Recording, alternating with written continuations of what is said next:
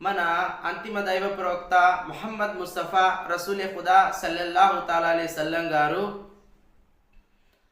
మస్జిద్లో కూర్చొని సహాబాలతోటి చర్చించినప్పుడు ముహమ్మద్ ముస్తఫా రసూలే ఖుదా సల్లల్లాహు అలైహి వసల్లం ఇలా అంటారు, యహూదీలు మరియు ఈసాయిలు 72 జమాతులలో వాళ్ళందరూ విస్తరించిపోయారు, 72 జమాతులలో విభజించబడ్డారు. కానీ నా ఉమ్మతులో మొత్తము 73 జమాతులలో విభజించబడతాయి. ఎప్పుడైతే ఈ మాట సహాబాలు విన్నారో, సహాబా అంటే ఎవరంటే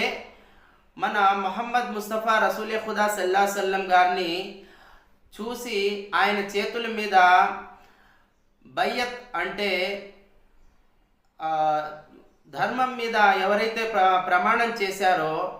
వాళ్ళని